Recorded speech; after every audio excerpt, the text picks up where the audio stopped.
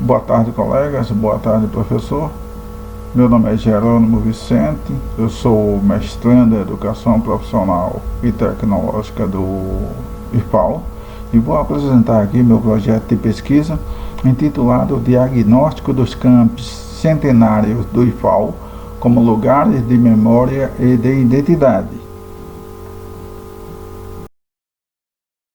Nesta primeira lâmina, nós apresentamos a cronologia da educação profissional no país.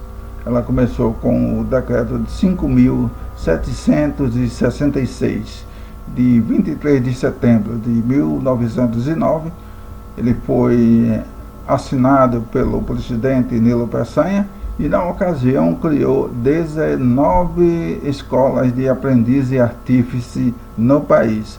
No decorrer dos anos, e de acordo com a evolução socioeconômica do país, essas escolas tiveram denominações diferentes.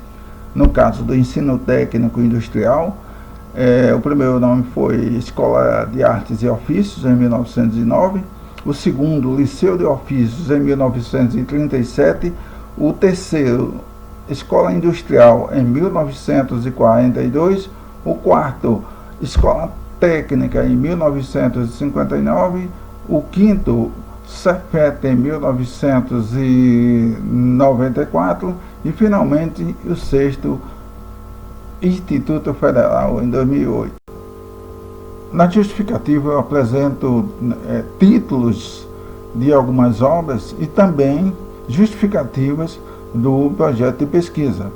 Eu apresento a obra Esquecimento e Silêncio, do Pollack, de 1989, que fala exatamente desse processo de esquecimento do passado, às vezes um esquecimento proposital e às vezes um esquecimento por algum trauma, né? Nessas gerações que nós vamos estudar, certamente esse ponto vai ser investigado. Algumas pessoas, digamos assim, da geração de 40 já não lembram das suas atividades laborais ou das suas atividades estudantis, ou também têm essa lembrança, mas estão recolhidas para si mesmo, né?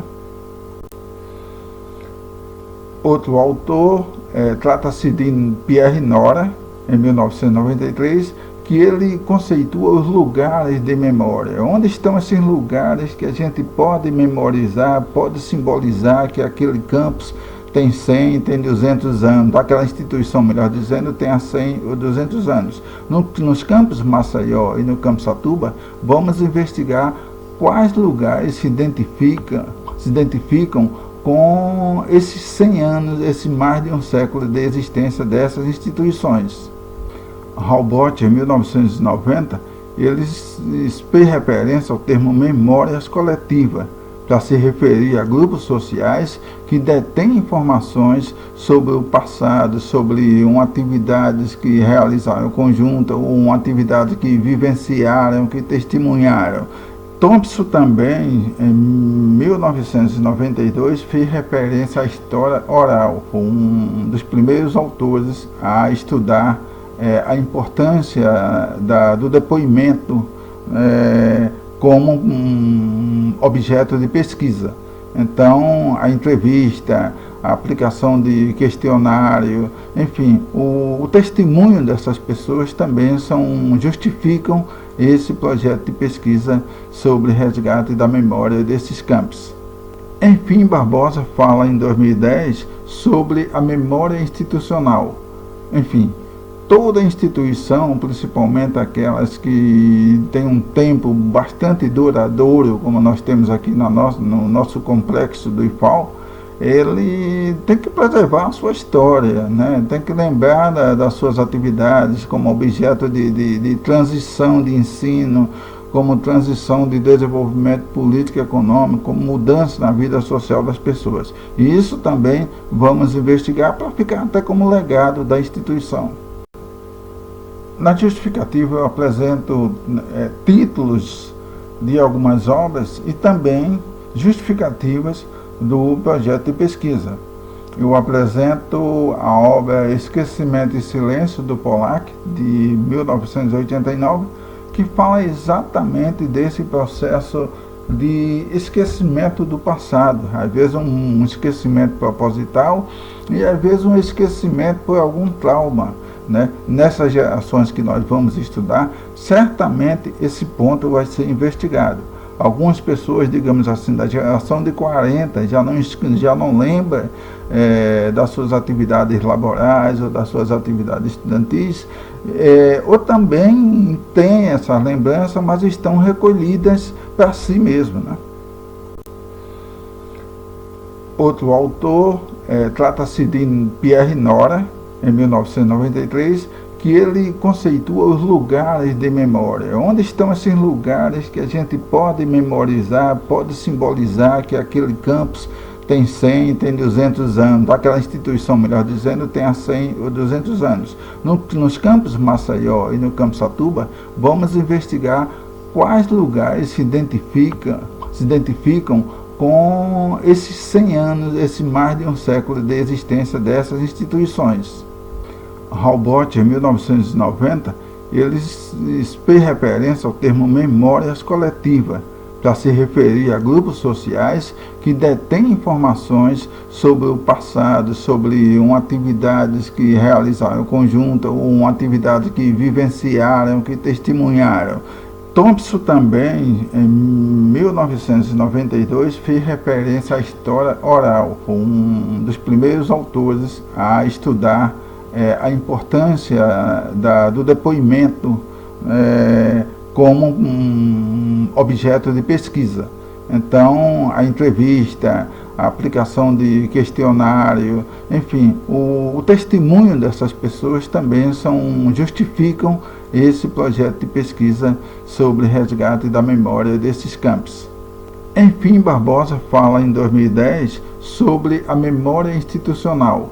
Enfim, toda instituição, principalmente aquelas que têm um tempo bastante duradouro, como nós temos aqui no nosso complexo do IFAL, ele tem que preservar a sua história, né? Tem que lembrar das suas atividades como objeto de transição de ensino, como transição de desenvolvimento político e econômico, como mudança na vida social das pessoas. E isso também vamos investigar para ficar até como legado da instituição.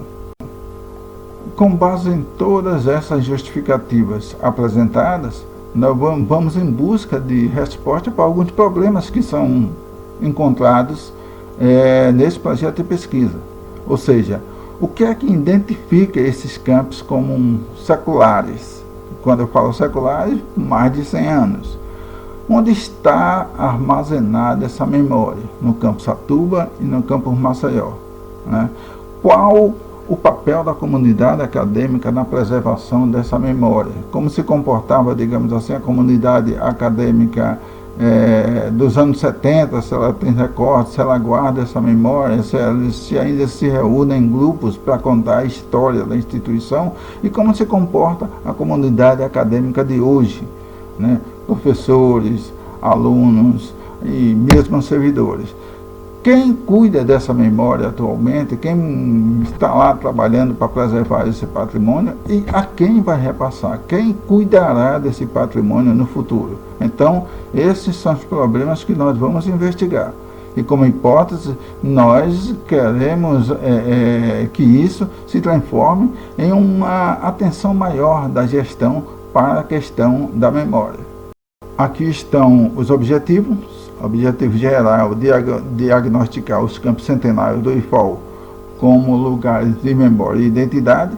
O objetivo específico, que é produzir um vídeo documentário com a história dos campos de Maceió e Satuba. E também propor a construção de acesso público à memória institucional. Vamos utilizar como metodologia pesquisação do tipo qualitativa, a história oral. Eu já falei aqui, são entrevistas com atores que participam ou participaram desses momentos, a coleta de dados através de documentos, correspondências, fotografias, análise de todas essas informações e a produção do produto educacional, que é a edição de um vídeo documentário.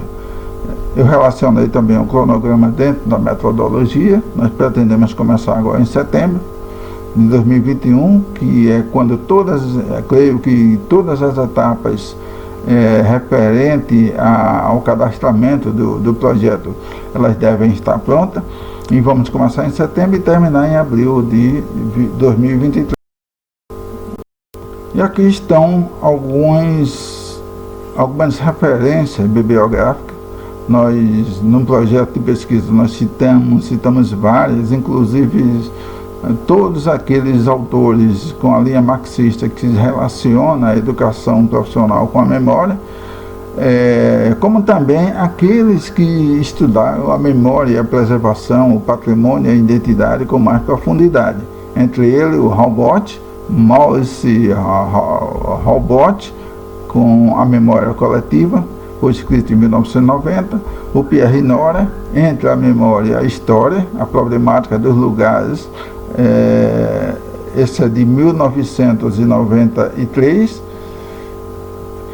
o Michel Pollack, com Memória, Esquecimento e Silêncio, de 1989, e a Ciavata, que é um artigo muito interessante sobre arquivo da memória e do trabalho da educação e informação integrada, de 2015, onde ela faz um relato sobre todo o processo de memória e de preservação sobre a educação profissional da rede pública federal. Então esse é o meu projeto de pesquisa, espero que tenham gostado da apresentação.